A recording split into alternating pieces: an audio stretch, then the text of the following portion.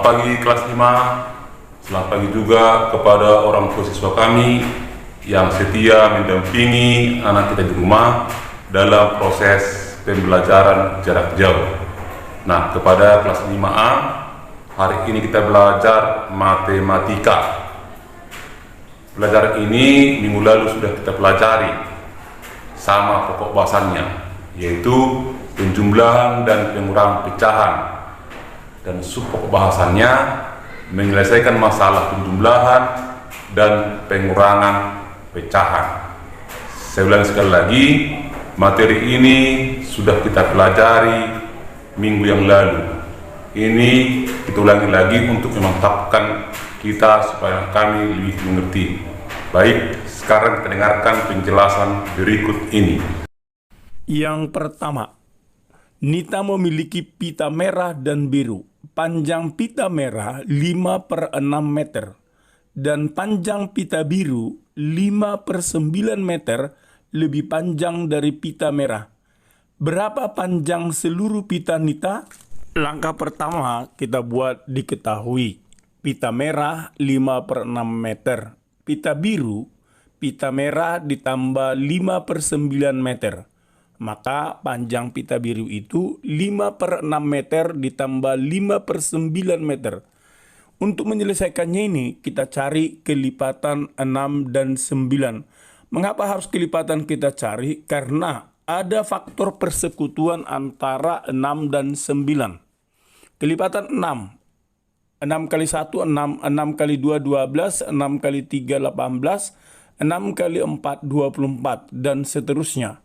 Kelipatan 9, 9 kali 1, 9, 9 kali 2, 18, 9 kali 3, 27, 9 kali 4, 36, dan seterusnya. Kita lihat ada kelipatan persekutuan yang sama, yaitu 18. Maka KPK 6 dan 9 adalah 18. Setelah kita peroleh KPK dari 6 dan 9, maka kita carilah panjang pita biru, yaitu penyebutnya 18. 6 kali berapa 18? Kali 3. Maka 5/6 kali 3/3 meter ditambah 9 kali berapa 18? 9 kali 2. Maka 5/9 kali 2/2 meter. Hasilnya menjadi 15/18 meter ditambah 10/18 meter. Sama dengan 25/18 meter. Ini tidak perlu kita ubah ke pecahan campuran karena masih ada perhitungan yang terakhir untuk mencari panjang pita seluruhnya. Setelah kita peroleh panjang pita biru, maka kita carilah panjang seluruh pita Nita, yaitu pita merah ditambah pita biru. Sama itu dengan 5/6 meter ditambah 25/18 meter. Kelipatan 6 menghasilkan 18 ada, yaitu dikali 3. Maka 5/6 dikali 3/3 ditambah 25/18 meter. Sama itu dengan 15/18 meter ditambah 25/18 meter. Sama dengan 40/18 meter. 40 dan 18 memiliki faktor persekutuan, yaitu 2. Maka kita bagi 2. 40 dibagi 2 sama dengan 20. 18 bagi 2 sama dengan 9. Maka hasilnya menjadi 20/9 meter. Harus kita ubah ke bentuk pecahan campuran. Hasilnya menjadi 2/9 meter. Contoh yang kedua. Pak Manto memiliki 2 petak sawah. Luas tanah pertama 7/8 hektar. Tanah kedua luasnya 1/6 hektar, kurangnya dari luas tanah pertama. Berapa jumlah luas seluruh tanah Pak Manto? Langkah pertama kita tentukan dulu masing-masing luas tanah. Luas tanah pertama sama dengan 7/8 hektar. Luas tanah kedua sama dengan luas tanah pertama dikurang 1/6 hektar. Sama itu dengan 7/8 hektar dikurang 1/6 hektar. Kita selesaikan dengan cara mencari KPK. Karena 8 dan 6 memiliki faktor persekutuan. Kita cari kelipatan 8. 8 kali 1, 8. 8 kali 2, 16. 8 kali 3, 24. 8 kali 4, 32. Dan seterusnya. Kita cari kelipatan 6. 6 kali 1, 6. 6 kali 2, 12. 6 kali 3, 18. 6 kali 4, 24. Dan seterusnya. Maka KPK 8 dan 6 adalah 24. Setelah kita peroleh KPK dari 8 dan 6, 24, maka kita cari 8 kali berapa 24? 8 kali 3. 6 kali berapa 24? 6 kali 4. Maka kita perolehlah luas tanah kedua sama dengan 7/8 kali 3/3 hektar dikurang 1/6 kali 4/4 hektar sama dengan 21/24 hektar dikurang 4/24 hektar sama dengan 17/24 hektar. Setelah kita peroleh luas tanah kedua, maka luas seluruh tanah Pak Manto sama dengan luas tanah pertama ditambah luas tanah kedua sama dengan 7/8 hektar ditambah 17/24 hektar. Kelipatan 8 menghasilkan 24, yaitu 3. Maka 7/8 kali 3/3 hektar ditambah 17/24 hektar. Sama dengan 21/24 hektar ditambah 17/24 hektar. Sama dengan 38/24 hektar. 38 dan 24 memiliki faktor persekutuan yaitu 2. Maka kita bagi 2/2. 38 bagi 2, 19. 24 bagi 2, 12. Maka hasilnya menjadi 19/12 hektar. Ini dapat kita ubah ke bentuk pecahan campuran. Maka hasilnya menjadi 7/12 hektar. Yang ketiga, seseorang mendaki sebuah gunung dengan ketinggian 5,498 km. Pada pendakian pertama, ia mendaki hingga ketinggian 1,75 km di atas permukaan laut. Pada pendakian kedua, ia berhasil mendaki sejauh 1,15 km lebih tinggi dari pendakian pertama. Berapa kilometer lagi jarak yang harus didaki agar ia sampai di puncak gunung dari pendakian yang kedua? Langkah pertama kita buat dulu diketahui dari pendakian pertama dan pendakian kedua. Pendakian pertama 1,75 km, sedangkan pendakian kedua sama dengan pendakian pertama ditambah 1,15 km. Berarti hasilnya sama dengan 1,75 km ditambah 1,15 km. Untuk menjumlahkannya, kita sejajarkan tanda koma. Sehingga 1 sejajar dengan 1, 7 sejajar dengan 1 di belakang koma pada bilangan kedua. Dan 5 sejajar dengan 5. Hasilnya kita jumlahkan menghasilkan 2,90 km. Setelah kita peroleh jarak pendakian kedua, maka kita carilah jarak pendakian atau jarak yang sudah didakinya, yaitu pendakian pertama ditambah pendakian kedua, sama dengan 1,75 km ditambah 2,90 km. Kita sejajarkan nilai tempatnya, sehingga 5 ditambah dengan 0, 7 ditambah dengan 9, 1 ditambah dengan 2. Hasilnya menjadi 4,6 km. Kemudian, jarak yang akan didaki atau jarak yang akan ditempuh dalam pendakian tersebut sama dengan tinggi gunung dikurang jarak pendakian. Tinggi gunungnya tadi 5,498 km. Dikurang 4,65 km. Kita sejajarkan tanda koma.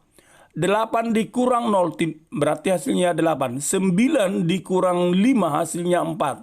4 dikurang 6 tidak bisa kita pinjam 1 dari angka 5. Menjadi 14 dikurang 6 hasilnya 8. 4 dikurang 4 0. Tetap 0 kita buat karena itu bilangan satuannya.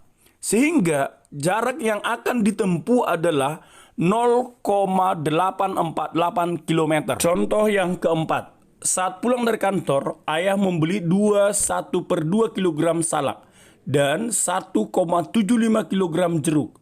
Berapa kilogram berat seluruh buah yang dibeli ayah? Soal ini akan kita selesaikan dalam bentuk desimal dan pecahan biasa. Pertama kita selesaikan dalam bentuk desimal. Buah yang dibeli ayah sama dengan buah salak ditambah buah jeruk. Sama itu dengan 1/2 kg ditambah 1,75 kg. Langkah pertama kita ubah dulu 1/2 kg ke dalam bentuk desimal, yaitu 2 kali 2 ditambah 1/2 kg sama itu dengan 5/2. 2 kali berapa? 10 dikali 5. Maka 5/2 dikali 5/5 kg sama dengan 25/10 kg. Sehingga itu menjadi 2,5 kg. Maka buah yang dibeli ayah sama dengan buah salak ditambah buah jeruk, yaitu 1/2 kg ditambah 1,75 kg berubah menjadi 2,5 kg ditambah 1,75 kg. Kita sejajarkan. 2,5 di atas, 1,75 di bawah. 2 sejajar dengan 1, 5 pada bilangan pertama sejajar dengan 7, sedangkan 5 pada bilangan kedua tidak punya pasangan. Kita jumlahkan 0 tambah 5 sama dengan 5. 5 tambah 7 sama dengan 2. 2 tambah 1, 3 ditambah 1 dari penjumlahan belakang. Hasilnya menjadi 4,25 kg. Penyelesaian yang kedua yaitu bentuk pecahan biasa. Buah yang dibeli ayah sama dengan buah salak ditambah buah jeruk. Kedua pecahan ini harus kita ubah ke bentuk pecahan biasa, yaitu 21/2 kg kita ubah ke bentuk pecahan biasa menjadi 2 kali 2 ditambah 1/2, hasilnya 5/2 kg. 1,75 kita ubah menjadi pecahan biasa sama dengan 175/100, karena 2 di belakang koma menjadi per 100. Kemudian kita sederhanakan, 175/100 kita sederhanakan dengan membagi faktor persekutuannya, yaitu 25. 175 bagi 25, 7. 100 bagi 25, 4. Dan 5/2, kita lihat 2. Kelipatan 2 ada yang menghasilkan 4, yaitu 2 kali 2. Maka 5/2 kita ubah menjadi per 4 dengan mengalihkan 2/2. Hasilnya 10/4. Jadi, buah yang dibeli ayah yaitu buah salak tambah buah jeruk 21/2 kg ditambah 1 7/5 kg menjadi 10/4 kg ditambah 7/4 kg sama dengan 17/4 kg. Ini harus kita ubah ke bentuk pecahan campuran menjadi 41/4 kg. Mengapa bisa? Karena 4 kali 4, 16. 17 kurang 16 sisa 1. Untuk memantapkan pengetahuanmu, kerjakanlah tugas pembelajaran berikut. Nomor 1. Saat pulang dari kantor, ayah membeli 23/4 kg salak dan 2,8 kg jeruk. Berapa kilogram berat seluruh buah yang dibeli ayah? Ini dapat kamu selesaikan, pilih salah satu dalam bentuk desimal atau dalam bentuk pecahan biasa. Nomor 2. Pak Manto memiliki 2 petak sawah. Luas tanah pertama 8/9 hektar. Tanah kedua luasnya 1/6 hektar, kurangnya dari luas tanah pertama. Berapa jumlah luas seluruh tanah Pak Manto? Nomor 3. Nita memiliki pita merah dan biru. Panjang pita merah 7/12 meter dan panjang pita biru 1/3 meter lebih panjang dari pita merah. Berapa panjang seluruh pita Nita? Yang keempat, seseorang mendaki sebuah gunung dengan ketinggian 6,365 km. Pada pendakian pertama, ia mendaki hingga ketinggian 2,15 km di atas permukaan laut. Pada pendakian kedua, ia berhasil mendaki sejauh 1,25 km lebih tinggi dari pendakian pertama. Berapa kilometer lagi jarak yang harus didaki agar ia sampai di puncak gunung dari pendakian yang kedua? Demikianlah pembelajaran kita pada pagi hari ini.